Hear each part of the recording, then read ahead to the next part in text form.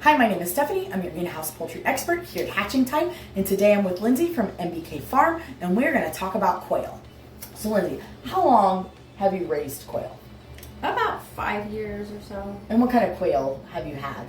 The majority of the time I had the Cotornix quail, and for a couple years we dabbled in like ornamental bob whites. Mm-hmm. So we had, I don't know the official names what they were, but the brown ones, and then I liked the snowflakes or the black and white. Mm-hmm. The mixed colored birds, okay.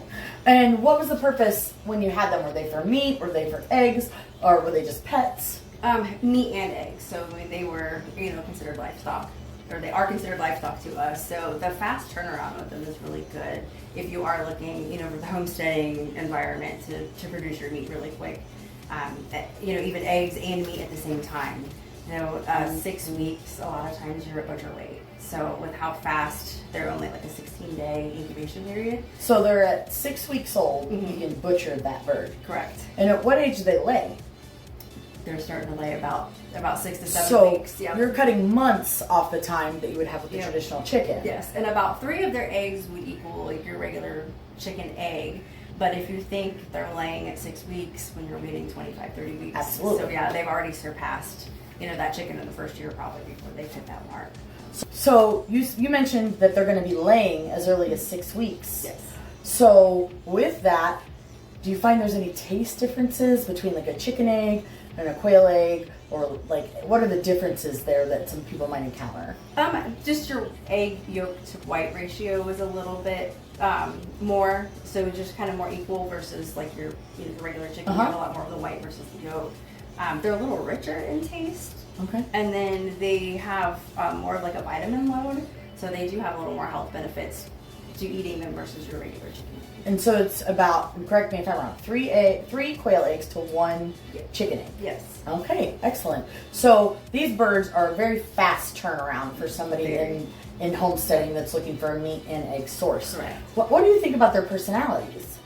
The Cotornix have pretty good personalities. They're the boys have this little, I couldn't even try to mimic it, but I love their little crows that they do. They make a sound. Mm-hmm. Okay. And the girls kind of coo at you, and so they do become friendly over time. The bob whites, I think because they originated from the wild guys, wild they still do quail, have yes. that wild background to them. So are they loud? You mentioned they make noise. They make a lot of noise, or they're quieter than, say, the chicken? males can be pretty loud. But the females not so bad? The females just kind of sound like crickets. So there's a lot of people in Very quiet, okay. neighborhoods that can get away with that because they're not going to, make the noise, and you can just have a group of 10 females and just have eggs. And, if that was you do not have to have males for that. So there are people that will just buy a group just to have a couple eggs at their house and keep them in their backyard neighborhood, and they don't make any more noise than, say, like a rabbit would. Quail are not like chickens. You don't want to house them outside, right? So what kind of housing do you recommend for quail? I find, especially with the Cotornix, that they do better in like your stackable breeding cages. So I have the Hatching Time, and then they're just a 9.5-inch cage because they're notorious for being very flighty and jumpy.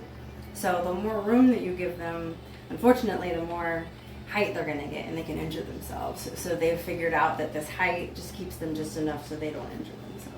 So you're housing yours in those, and they don't, so you're telling me they don't take up a lot of room? No, it's wonderful because you can go, the 5-stack high with them, and you can put, I think, over 100 birds. I don't remember exactly how many go in the stack, and you're only using, this much of the space.